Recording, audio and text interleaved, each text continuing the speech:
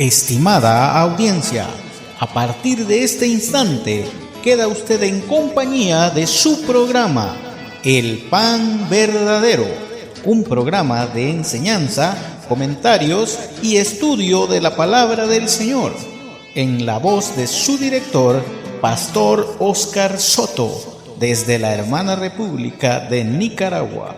Que lo disfrute.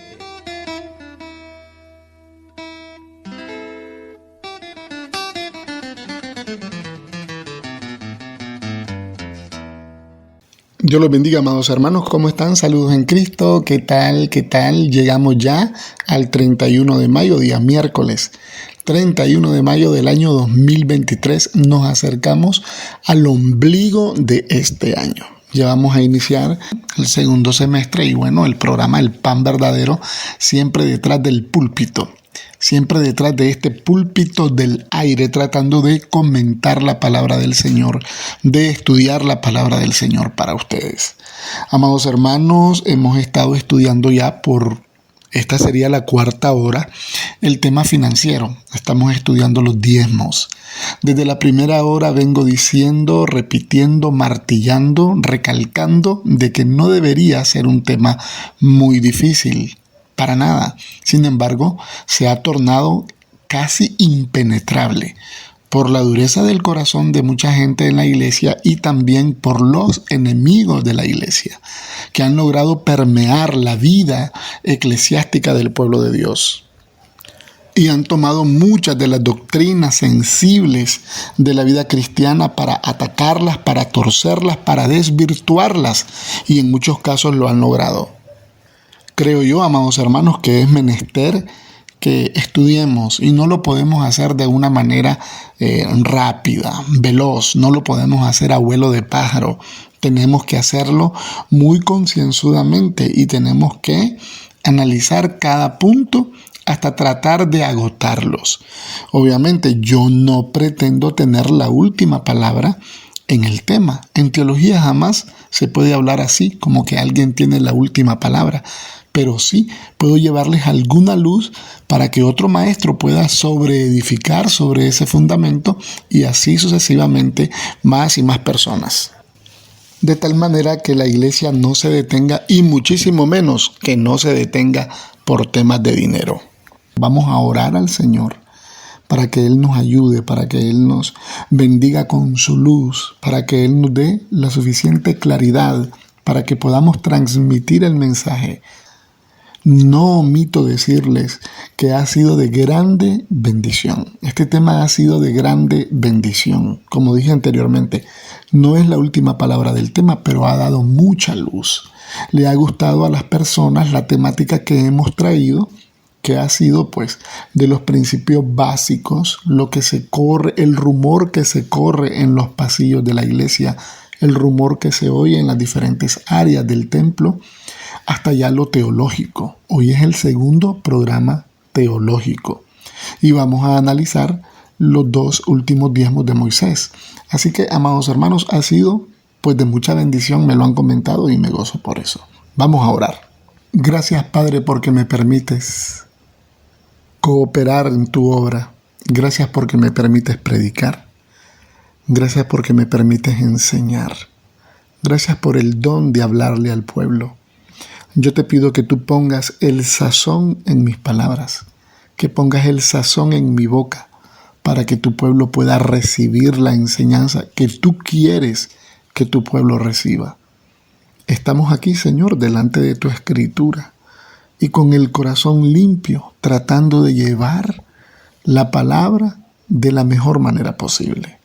Perdona nuestros pecados, tanto los míos como los de mis oyentes, y te pido, Señor, que este tema pueda llegar a lo profundo. Tu iglesia no se puede detener, muchísimo menos por temas financieros. Queremos darle la luz al pueblo, Señor, y enseñarles, Padre Santo, las verdades de tu escritura. Te pido que me acompañes en esta cuarta hora del tema del diezmo. ¿A quién más vas a usar, Señor amado, para que tu obra siga adelante, sino a nosotros mismos, los que amamos tu obra y los que somos parte esencial de ella, los que conformamos la esencia misma de tu iglesia en esta tierra. Gracias, Señor, por todos los medios que nos retransmiten. Gracias, Señor amado, por todos los que nos escuchan. En el nombre de Jesús. Amén y amén. Bueno, amados hermanos, para ponerlos en contexto, quizás hay alguno, o dos, o tres que nos estén escuchando por primera vez. Hemos venido trabajando el tema del diezmo con los principios básicos de este. Cuando hablo de principio básico es lo que nosotros vamos a experimentar como ministros en el mismo ejercicio del ministerio. ¿Qué es lo que la gente comenta? ¿Qué es lo que la gente dice? ¿Qué es lo que la gente sabe? ¿Qué es lo que la gente maneja alrededor del tema? Estuvimos 2 horas hablando de eso y descubrimos 10 principios básicos que trajimos acá delante del pueblo. Después, amados hermanos, estuvimos ya con el traje teológico y hablamos de los 4 diezmos de la ley, porque ustedes saben que la gente hace alguna correspondencia lógica, pero no bíblica, entre lo que es el diezmo de Moisés y el diezmo bíblico de la iglesia. Ustedes saben cuántos ministros salen enseñando en las redes sociales o enseñando en YouTube cosas como que el diezmo ya no es para nuestros tiempos, que el diezmo no es actual, que el diezmo ha sido desfasado, y tienen grandes cantidades de personas que los escuchan y les dan like y se suscriben a sus canales. Personas que esencialmente lo que no quieren es aportar a la obra de Dios. Y personas que son creyentes, porque difícilmente una persona que no sea creyente se va a poner a escuchar un tema de esta índole. Son personas que han sido bendecidos en muchos casos, pero que no han devuelto esa bendición con gratitud delante de Dios, fallando al principio que aprendimos, que rezaba de la siguiente manera: la idea de Dios es bendecirnos, no para acaparar, sino para bendecir. El verdadero creyente honra a Dios también con lo que Dios le pone en la mano. Así que esa es la temática nuestra.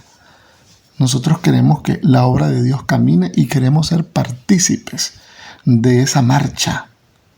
Si no somos partícipes nosotros, Dios va a levantar personas que lo van a hacer con gusto. Dios va a levantar personas que lo van a hacer con alegría. Los programas que estamos llevando son programas de índole pedagógica y estoy utilizando el método de la repetición para que pueda ser fijado en la memoria. No quiero un conocimiento de fijación operativa, sino que yo quiero un conocimiento a largo plazo. Y el método de repetición es muy efectivo para que la persona pueda captar el conocimiento. En los programas de índole teológica, del cual este es el segundo, nosotros miramos en la semana pasada el axioma del diezmo. Dijimos que un axioma era una verdad que por ser tan evidente no necesita explicación. El axioma del diezmo dice de la siguiente manera: no damos porque queremos recibir, sino que damos porque ya hemos recibido mucho. Y además, inclusive hasta lo que no merecemos. Amén. Ok, entonces vimos lo que eran los primeros 2 diezmos. El diezmo del Cohen Gadol y vimos el diezmo de diezmos, que en hebreo se le llama terumá kedulá, que significa diezmo de diezmos. También se le llama maaser, midhá maaser, el diezmo de diezmos. Los Kohenim, que eran todos los sacerdotes que estaban en el templo en todas las labores, cuando recibían ellos sus diezmos del pueblo de Israel, ellos asimismo diezmaban al Cohen Gadol, que es el sumo sacerdote. Dije la semana pasada, el más famoso de todos era nuestro hermano Aarón, hermano según la carne de Moisés. Hoy nos toca el tercer diezmo, porque eran cuatro diezmos. Por eso cuando el Señor está haciendo demanda a su pueblo en Malaquías 3:8, que es el texto áureo para para este tema en casi todas las iglesias, el Señor les dice: ustedes me han robado y están malditos, porque me han robado en vuestros diezmos y ofrendas. Menciona la S, diezmos y ofrendas, la pluralidad de los diezmos y las ofrendas, o sea, eran varios, no era solamente uno. La iglesia solamente practica un diezmo, que es el diezmo de gratitud, el diezmo con el cual Abraham se presenta delante de Melquisedec. Todos los pormenores del botín de guerra de XYZ que aparecen allá en Génesis 14 los estuvimos explicando en el primer programa. Hoy nos toca pues el tercer diezmo. ¿Cuál era el tercer diezmo? Era el diezmo que se comía en Jerusalén. Se le llamaba en hebreo Maaser Sheni. Maaser Sheni. Y ese diezmo también se le llamaba Maaser Simha. Maaser Simha, que significa el diezmo de la alegría. ¿En qué consistía esto? Consistía en el compartir con los demás. Consistía en compartir con los sacerdotes levitas. Un diezmo que se comía en Jerusalén. Cada familia de Israel convidaba, invitaba a una familia sacerdotal de levitas. El varón, la mujer, los hijos, una familia completa que perteneciera a la tribu de Leví. Disfrutaban, compartían hasta saciarse. Así lo dice la Escritura, ya lo vamos a ver. Era una práctica en la cual Dios le enseñaba al pueblo a compartir con aquellos que lo representaban delante de él. Recuerden que los levitas eran los que presentaban los sacrificios a Dios, tanto por sus familias como por las familias de todo el pueblo. Y una vez por año, pues se reunían a compartir. Eso está debidamente documentado. Se hacía en Jerusalén y había una serie de mecanismos para las familias que vivían de muy lejos y no podían transportar la comida o transportar las ofrendas. Ya en este tiempo había algún incipiente sistema monetario, se podían vender, ¿verdad? Los productos, las especias, y llevar el dinero a Jerusalén y ahí establecer el banquete. Era una fiesta. Yo me imagino que era una fiesta nacional. Este era el tercer diezmo. De la semana de 7 años, se practicaba el primero, el segundo, el cuarto y el quinto año. No lo pierdan de vista. El Maaser Sheni. Bendito sea el nombre del Señor. Esto lo practicamos nosotros a veces cuando invitamos a nuestros pastores a compartir a nuestras casas. Siempre es bueno que por lo menos una vez por año usted, hermano, invite a su pastor a la casa suya, para que tome un cafecito, para que tome un refresco, para que comparta un panecillo, para que esté sentado en su mesa. Lindo sería que pudiera llevar el pastor también su esposa y sus hijos. Simplemente es una sugerencia. Nosotros como iglesia no estamos obligados a cumplir con este diezmo, porque no estamos diezmando bajo la ley, sino bajo la gracia. Entonces, la idea es que usted también pudiera compartir de alguna manera con su pastor, porque eso crea un vínculo. Le voy a dar algún dato que quizá usted no conoce. Lo más íntimo que tiene un judío para compartir es su mesa. Cuando una persona, una familia judía, ya sea sacerdotal o un judío común y corriente, comparte la mesa con usted, es una señal de que usted le ha caído bien, una señal de que usted es una persona muy estimada para él, porque es algo muy, muy íntimo. Llegar a la mesa, ¿verdad? Entonces, le dije yo antes, era el vínculo lo que el Señor quería fomentar entre el pueblo y el sacerdote, aunque no lo vamos a hacer con la rigurosidad, con la religiosidad, con los cortes, con los asteriscos que se practicaban en la ley judaica, en la ley mosaica, pero lo podemos hacer a nuestro estilo. Haga una sopita, haga un cafecito, prepare un refresco, una limonadita, parta una fruta. Dígale a su pastor: llegue pastor después del culto, le quiero convidar de algo que tenemos en casa. Y qué lindo sería también que los pastores pudieran, ¿verdad?, ir a todas las casas donde les convidaran. Que no fueran pastores como esos que están allá arriba en el altar, acomodados en su gloria. Que no fueran pastores que solamente bajan directrices, sino que fueran pastores que tienen un vínculo, una convivencia, una relación person to person, un va y viene con las personas que pastorean. Bendito sea el nombre del Señor. Así que ese diezmo nosotros lo podemos encontrar claramente establecido en la Escritura. Ahí lo tenemos en el Deuteronomio 12:4, 12:5 y 12:11. Vamos a tratar de leerlos para ustedes. Dice así: no haréis así a Jehová vuestro Dios, sino que el lugar que Jehová vuestro Dios escogiere de entre todas vuestras tribus, para poner allí su nombre para su habitación, ese buscaréis y allá iréis. Vamos al 11. Y al lugar que Jehová vuestro Dios escogiere para poner en él su nombre, allí llevaréis todas las cosas que yo os mando. Vuestros holocaustos, vuestros sacrificios, vuestros diezmos, las ofrendas elevadas de vuestras manos y todo lo escogido de los votos que hubierais prometido a Jehová. Más bien escuchen lo que dice el 12:12 de Deuteronomio.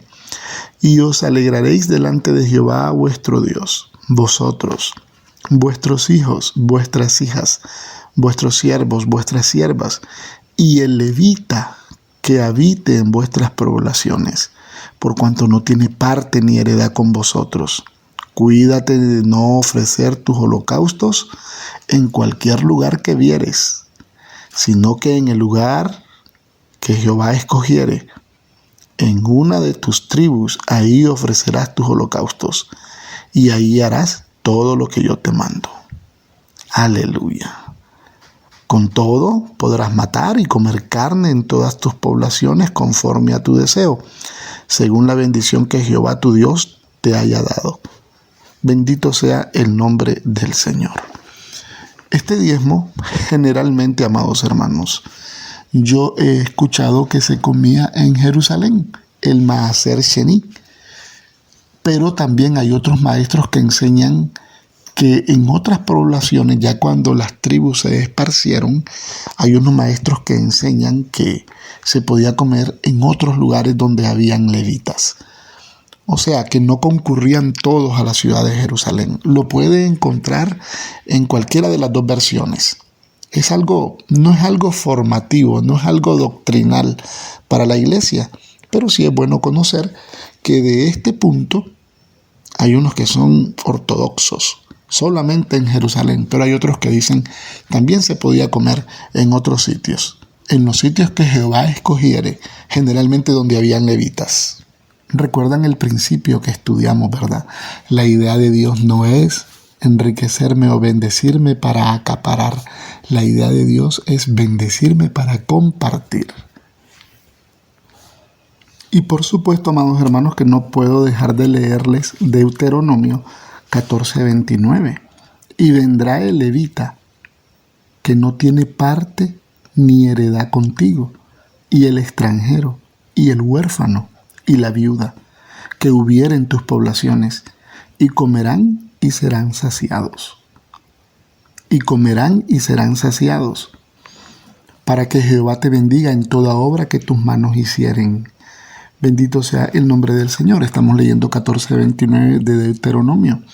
Puedes leer todo el capítulo 14 para que te des una idea, amado hermano, acerca de este diezmo.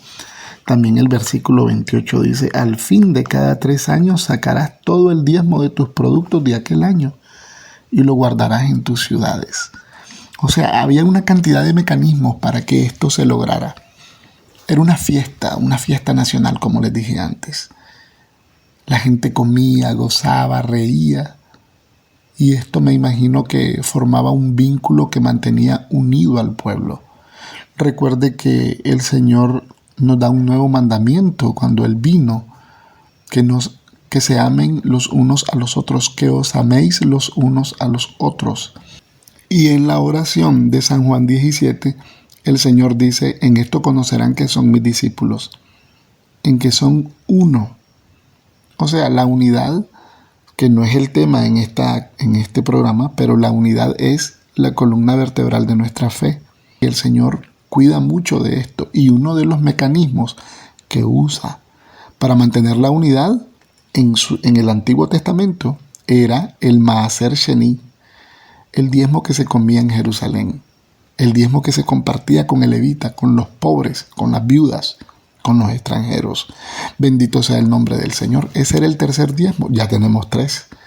A veces me pongo a pensar, si la iglesia tiene problemas para dar un diezmo, ¿podrá dar 3?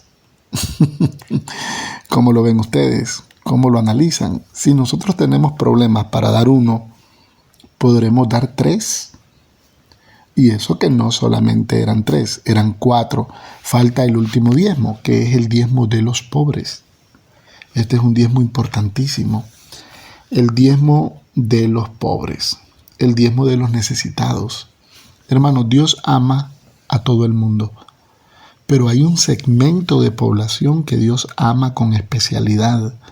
Y ese segmento es las viudas, los huérfanos y los extranjeros. Estaba escuchando a un maestro que decía que uno de los mandamientos que más se repite en la Torá es cuida del extranjero, ama a los extranjeros, porque fuisteis extranjeros en tierra de Egipto. Como les dije, Dios ama a todo el mundo, pero ese segmento tiene mucha especialidad para con Él. Las viudas, los huérfanos y extranjeros, dándonos a entender el Señor que siempre tenemos que cuidar de ellos, de los extranjeros que estén entre nosotros, de los pobres y necesitados. Y quiero pasarles un dato interesantísimo a ustedes, y mi objetivo no es estar flipando delante de mi auditorio, sino que es un dato muy, muy certero para la práctica de este cuarto diezmo. El cuarto diezmo se refería a los pobres, pero en Israel habían 3 clasificaciones para los pobres. Entonces, son las siguientes. Número 1, los pobres porque tienen minusvalía o porque tienen reducción en las capacidades físicas o motoras. Estoy hablando de los inválidos, de los minusválidos. Número 2, los pobres porque eran extranjeros, porque vivían en el pueblo, porque habían sido exiliados por guerras, por X, Y, Z razón. Estaban en calidad como extranjeros. A los primeros y a los segundos había que ayudarles. Y había una tercera clasificación, los pobres porque no querían trabajar. De esos siempre han existido. Los pobres porque no querían trabajar. A esos es que se refiere Pablo cuando dice, el que no trabaja, que tampoco coma. Porque de repente nos encontramos en una disyuntiva. Pablo dice que el que no trabaja, que tampoco coma. Pero la Biblia nos enseña que tenemos que darle de comer a los pobres. Entonces, ¿cómo hago?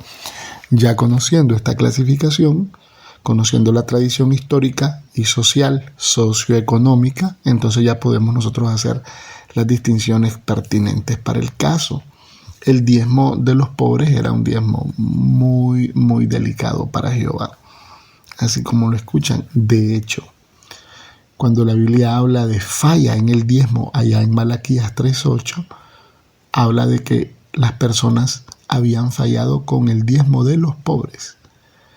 Los sacerdotes inclusive ya estaban cayendo en, ¿cómo le diría?, en alguna falta delante de Dios en cuanto a la ética y la moral, porque ya tenían ellos su infraestructura económica ya bien montada. Quizá ya no se preocupaban mucho por las labores del templo. De hecho, cuando el Señor viene y les visita allá en el templo, les dice, ustedes lo que han convertido mi casa es en una cueva de ladrones y mi casa será llamada casa de oración. Entonces los que siempre estaban en necesidad de esos diezmos eran la gente pobre, y los sacerdotes obviamente eran los encargados de repartir la riqueza en el pueblo. Dije algo, pero muy superficialmente en la semana pasada. El diezmo es un método excelente, pero por favor ayúdeme, excelente para repartición de riquezas. Es un método que hace que todos tengan un poco, ¿verdad? Y que con la bendición de Dios ese poco pueda abundar. Y por eso es que en Israel hasta el día de hoy es una sociedad bien monolítica, bien compacta. Los judíos se ayudan entre sí. De hecho, les voy a contar algo. Tuve yo la oportunidad en el año 97, 98 por ahí, de trabajar una pequeñísima temporada para un millonario judío en Panamá. Y me di cuenta de algunas cosas que ellos practican como familia. Estuve yo con ellos y celebraron un bar mitzvah. Bar mitzvah es un evento que se le celebra a los niños, creo que es a los 13 años, no es como nosotros los occidentales que lo que celebramos de nuestros hijos son los 15 años de nuestras chiquillas. Ellos no, ellos celebran el bar mitzvah a los 13 años. Bar, el hijo de mitzvah, mandamientos. Eso significa, es una fiesta. Y bueno, al chiquillo que se le está celebrando esto, él obtiene unos regalos de toda la comunidad. Cada persona, cada cabeza de familia de la comunidad, pues le hace un regalo en efectivo. No sé cuánto será, $1,000, $2,000, no tengo idea. Pero se le hace un regalo en efectivo que va a una cuenta, a fideicomiso, para que esta cuenta esté guardada hasta que él cumpla su mayoría de edad y pueda iniciar su propio negocio. No sé si ustedes sabían este dato. Lo manejo de esa manera, no sé si tiene más profundidades o más detalles, pero lo manejo de esta manera porque yo estuve trabajando, como les cuento, en esa familia y a mí pues me interesó sobremanera el asunto. Yo pregunté y eso me dijeron. Así que ellos son una sociedad muy, muy monolítica, muy compacta, y ellos pues se protegen a sí mismos. Ellos son los que tienen el poder en el mundo, los dueños, los banqueros, las empresas más grandes, siempre han estado lideradas por capital judío. De hecho, si ustedes conocen la historia, en la Segunda Guerra Mundial, ¿cuál fue el motor? El motor que impulsó a aquella noche de los vidrios rotos. Yo no sé si conocen esa parte de la historia, ¿verdad? De los alemanes nazis contra los judíos, y era porque les querían quitar el poder económico que ellos tenían, pero no era un poder económico que lo tenían porque sí, sino porque conocen principios, que son principios que no han muerto, que están en el Nuevo Testamento, pero que necesitan exégesis, y también necesitan, además de una buena exégesis, necesitan transparencia, necesitan un corazón sencillo, limpio y claro, que los pueda enseñar a otros para que esos vayan practicándose. Son principios financieros que nada tienen que ver con la salvación. Bendito y alabado sea el nombre del Señor. Esto que acabo de decir es muy importante. No creamos nosotros que el diezmo tiene que ver con la salvación. No. El diezmo solo tiene que ver con los temas financieros, con la bendición de Dios. Porque yo conozco muchas personas que diezman y no son cristianos. Y yo no voy a decir que porque están diezmando han alcanzado salvación. También conozco muchas personas que, siendo cristianas, no diezman.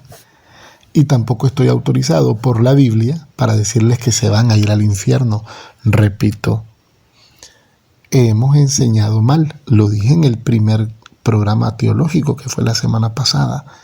La iglesia ha enseñado mal. Ese texto no es para la iglesia, ese texto es para el pueblo de Israel. Ya les estoy enseñando los 4 diezmos: el diezmo del Cohen Gadol, el diezmo de los Cohenim, que era el diezmo de diezmos, también llamado Terumá Kedulá, o Maaser Mitha Maaser, diezmo de diezmos, ese era el segundo. El Maaser Sheni o el Maaser Sinja, que significan diezmo de la alegría, el tercero. Y el diezmo de los pobres, de los necesitados, el cuarto. A esos 4 diezmos se refería el Señor. Se daban en granos, pues era una sociedad nómada, muy incipiente, quizás un sistema monetario, pero ellos tenían los mecanismos. Hay gente que dice, no sé si es por inocencia o porque buscan argumentos. Discúlpenme, voy a ser coloquial. Le buscan 3 patas al gato sabiendo que tiene 4. Pero es que la Biblia enseña que los diezmos eran con granos, que la Biblia enseña que los diezmos eran cada año, que la Biblia enseña que el diezmo era para el sacerdote y se presentaba en alimentos, que la Biblia enseña que los diezmos eran para los pobres. Eran varios diezmos. Los israelitas tenían que cumplir varios diezmos. Todos y cada uno de estos se cumplían. Todos se cumplían. Cada uno de acuerdo a lo que haya sido bendecido en un año. Imagínense, hay algo que no podemos pasar por alto aquí, y esto es importantísimo. Si el diezmo se traía cada año, imagínense la fidelidad, la organización financiera, el presupuesto, la contabilidad que tenía que llevar un cabeza de familia para ir apartando mensualmente el diezmo correspondiente y presentarlo al final del año delante del templo. Era algo sumamente meticuloso, sumamente meticuloso. Y luego, al llegar ese diezmo al templo, los sacerdotes lo tomaban y lo administraban de tal manera que en un año no había ningún tipo de escasez y todo el pueblo tenía pan y todo el pueblo tenía para sobrevivir. Ahí se infiere una capacidad organizativa, una infraestructura, un equipo financiero de alto nivel. Un equipo financiero de alta gama, como se dice ahora si queremos hablar en términos tecnológicos. La gente, como dije antes, no quiere dar y le busca 3 patas al gato sabiendo que tiene 4. Si tú no quieres dar, no des. Tranquilo, no lo dé. Si tu fe no te alcanza para eso, ya dijimos en los principios básicos que el diezmo era una obra de fe. Si tú no tienes fe, no lo des. No te vas a condenar, no te vas a ir al infierno, pero no tienes garantía de bendición sobre toda obra en la cual te afanes debajo del cielo. Bendito y alabado sea el nombre del Señor. El tema de la administración de los diezmos en la iglesia también es un tema que ha dado al traste con esta práctica. Los diezmos son para el levita. El levita del Antiguo Testamento tiene un paralelo para hoy día. ¿Cuáles son? Pues los pastores.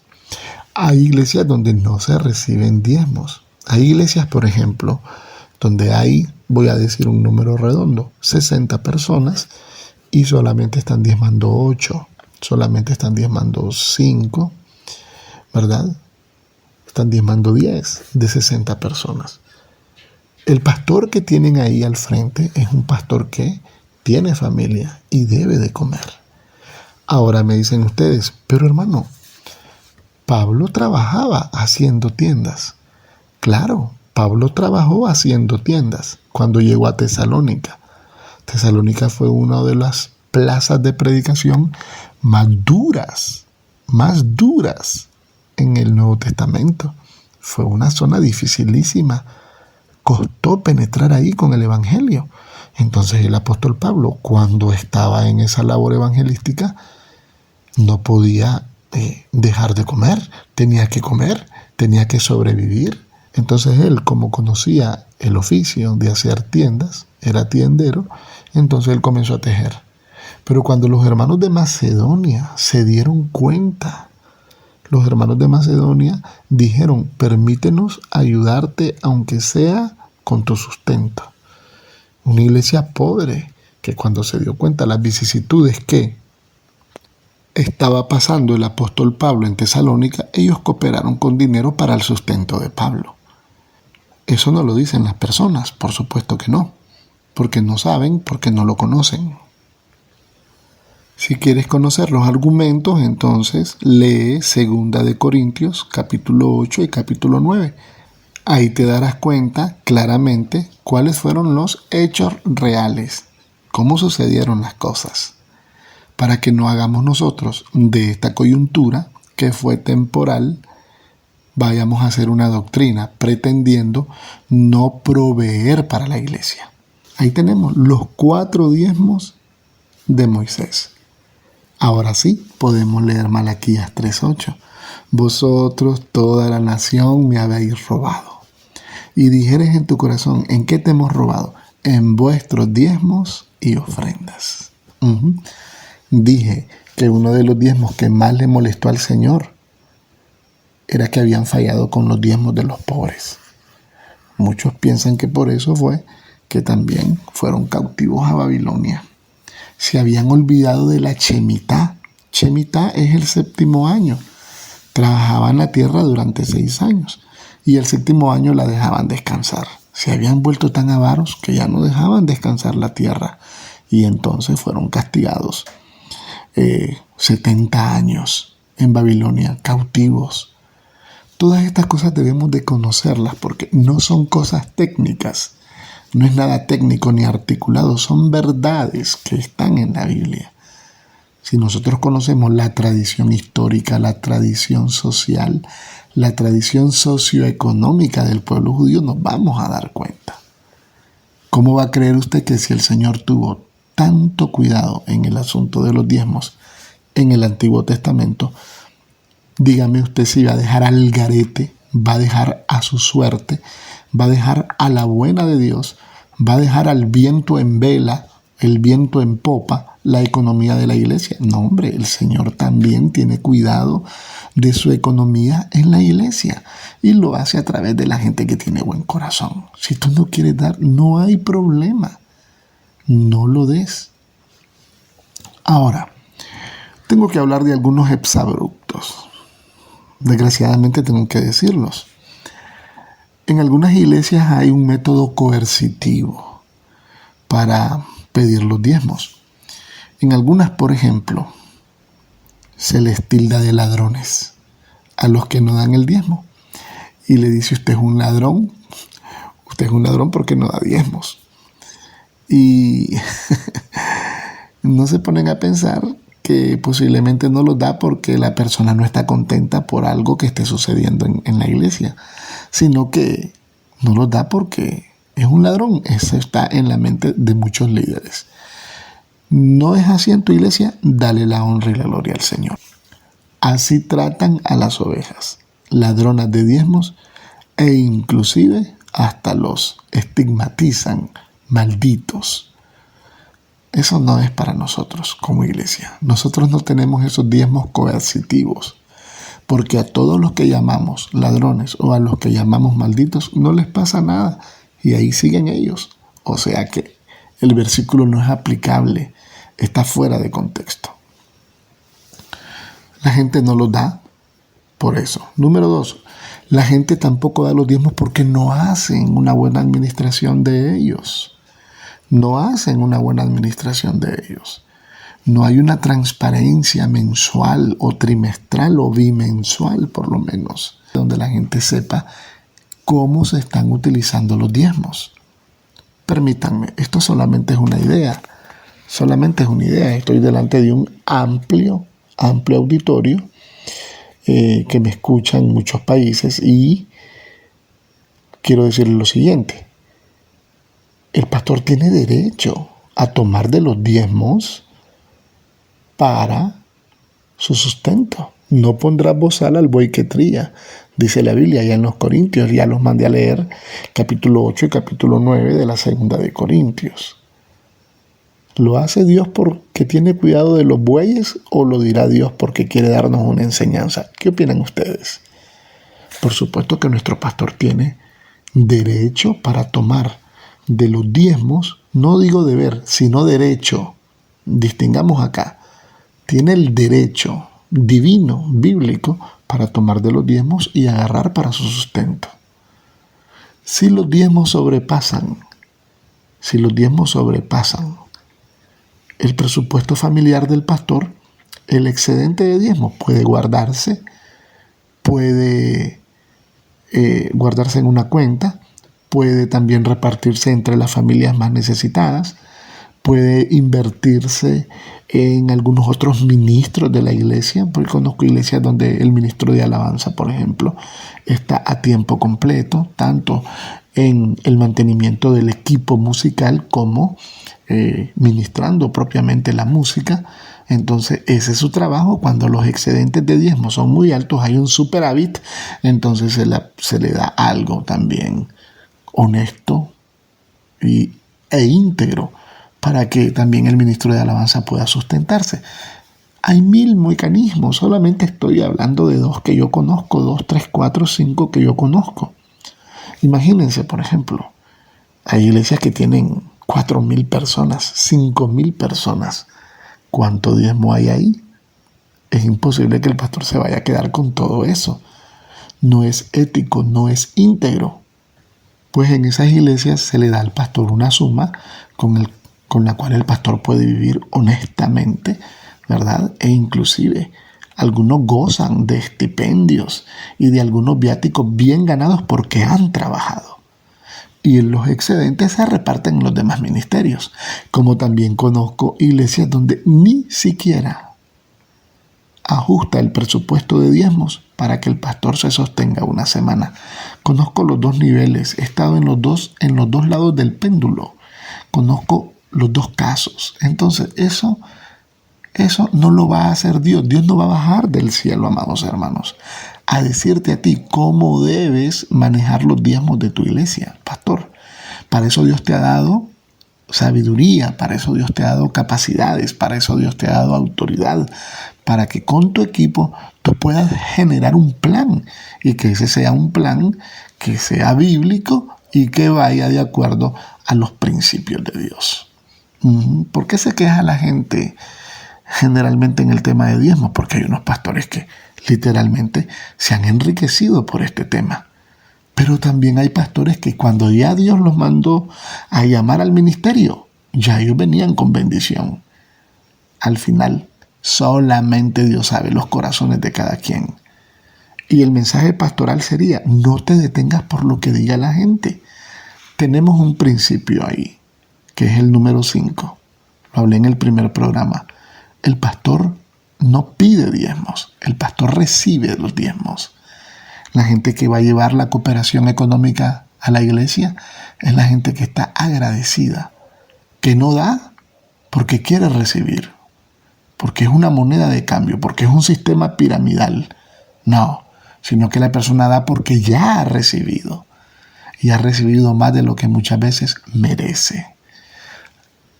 Así que yo no le veo ningún problema, hermanos. Ningún problema al tema de los diezmos.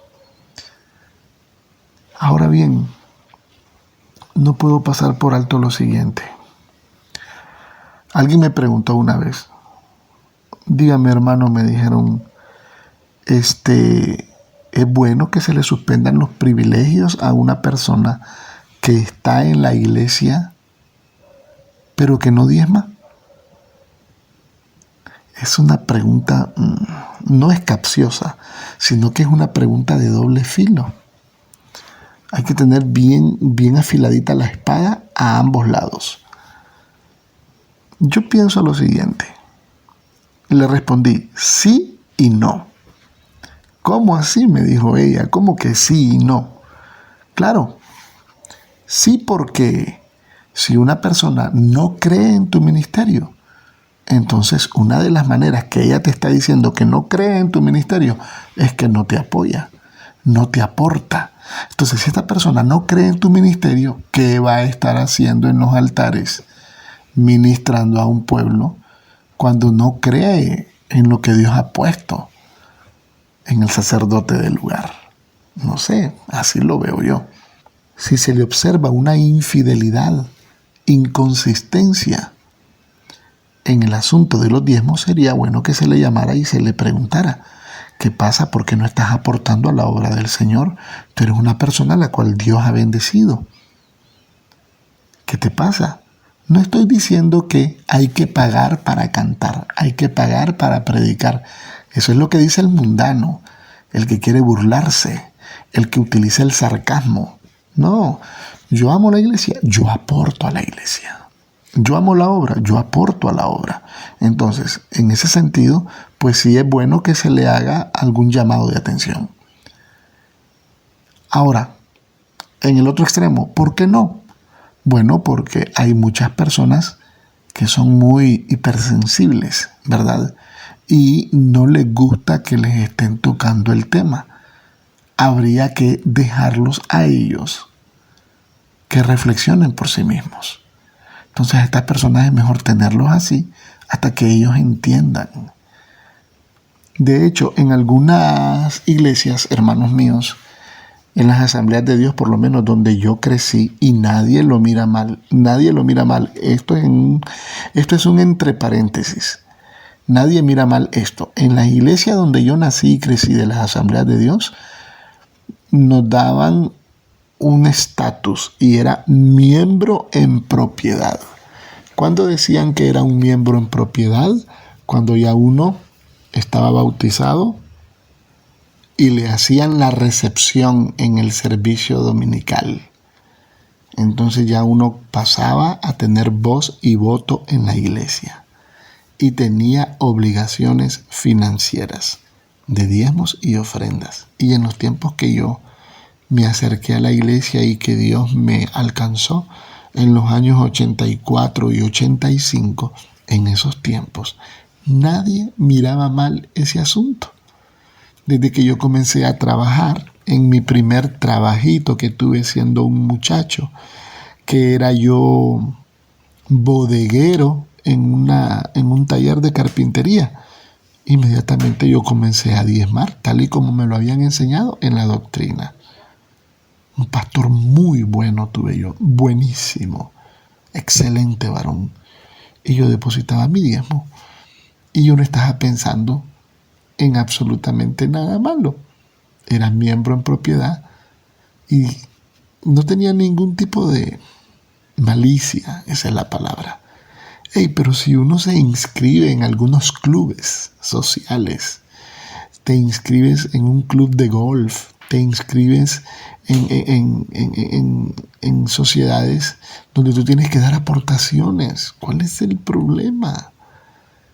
No olvides el primer principio. Dios no necesita dinero, pero su obra sí la necesita. Además, tenemos otro principio básico que es que el diezmo no se da, el diezmo se paga. Y yo dije, el diezmo es como un impuesto por las bendiciones ya recibidas, no por las que vamos a recibir, sino por las bendiciones ya recibidas. Recuerdo que uno de los maestros que sale en internet se estaba rasgando la vestidura porque decíamos impuestos. Pues si es un impuesto, no es por algo que voy a recibir, sino por algo que ya recibí. No tiene nada de malo, lo malo está en el corazón de la persona que no quiere dar. Ahora, yo soy una persona que me muevo en el mundo ministerial y me estoy dando cuenta, por ejemplo, de la frecuencia y de la cantidad que la persona diezma en diferentes iglesias. Trabajo con muchas iglesias a nivel interdenominacional. Y hermanos, asústense, pastores, ministros, sorpréndanse. Pastores, ministros, sorpréndanse. De la congregación en pleno, los que están diezmando a la obra de Dios son el 15, 18, 20, 25% de las personas. De cada 100 personas, 25 son las que están sosteniendo, las que están equilibrando económicamente a la iglesia. ¿Qué es lo que hacen los pastores cuando la gente no quiere diezmar? Pastores que aman la obra comienzan a vender tamales, a vender comida, a vender arroz con leche, a vender sopas, porque hay que pagar luz, hay que pagar agua, hay que pintar la iglesia, hay que comprarle cosas a los niños, material didáctico, XYZ. Y la obra no se va a parar. suficiente dijera el pastor, bueno, esta iglesia no quiere cooperar, entonces me voy. Ese es un mal pastor. Pero el buen pastor dice, no, vamos a hacer la fuerza. Y con la gente que está dispuesta comienzan a trabajar. Dios los va a bendecir. Bendito y alabado sea el nombre del Señor. Así que aquí tenemos lo teológico. Vamos a ver un texto que sería el último para esta etapa. Deuteronomio 15:7. Aquí lo tengo y lo leo para ustedes. Cuando haya en medio de ti menesteroso de alguno de tus hermanos en alguna de tus ciudades, en la tierra que Jehová tu Dios te da, no endurecerás tu corazón, ni cerrarás tu mano contra tu hermano pobre, sino que abrirás a él tu mano liberalmente, y en efecto le prestarás lo que necesite. Guárdate de tener en tu corazón pensamientos perversos diciendo, cerca está el año séptimo, el de la remisión, y mires con malos ojos a tu hermano menesteroso para no darle, porque él podrá clamar contra ti a Jehová y se te contará por pecado. Es que en el año séptimo no se tomaban diezmos, ni se trabajaba la tierra. Entonces, aquí lo que dice el Señor, no dirás este proverbio, o no tendrás este refrán, dicen en otras Biblias. Ya viene el año séptimo, ya no tengo que darle a ese hombre. No digas eso en tu corazón. Era un privilegio porque Dios ya te había dado. Entonces ahora Dios quiere que compartas. Aquí tenemos los 4 diezmos, pues, mis amados hermanos. En el próximo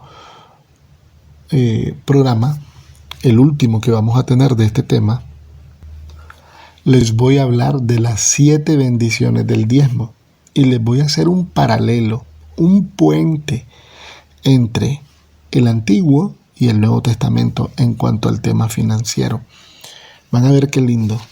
Las 7 bendiciones del diezmo en el próximo programa. Por hoy voy a repasar los 4 diezmos. Tenemos el diezmo del Cohen Gadol, el sumo sacerdote. Tenemos el diezmo de los Cohenim, que es el Terumá Kedulá, diezmo de diezmos. También se le llamaba Maaser Midha Maaser. Tenemos el diezmo del Maaser Sheni, que es el diezmo de la alegría, el diezmo de la comida, del holgorio, del gozo, y el diezmo de los pobres. Ahí tienen las citas pertinentes. Y le suplico, hermanito lindo, que levante sus manos al cielo y le dé gracias a Dios que no nacimos en los tiempos de la ley, porque tendríamos que dar 4 diezmos. Y si se nos dificulta dar 1, no digamos dar 4. Así que los dejo para que piensen en esto. Vamos a orar y a escuchar una preciosa alabanza. Padre, te doy gracias porque hemos podido llegar hasta acá. Tenemos 4 horas ya con este tema. Yo te suplico que este tema pueda llegar al corazón de mis hermanos. La última hora la tengo en el próximo programa, Señor, y yo te pido que también me acompañes allá. Antes de cerrar este tema, Señor, acompáñame hasta el final.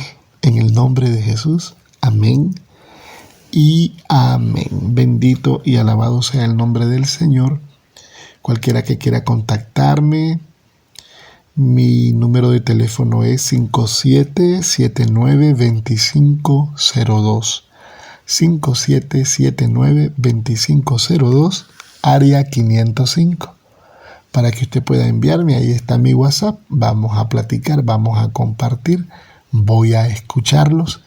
Y si puedo ayudar en alguna pregunta, en alguna respuesta, yo estaré feliz de hacerlo. Bendiciones.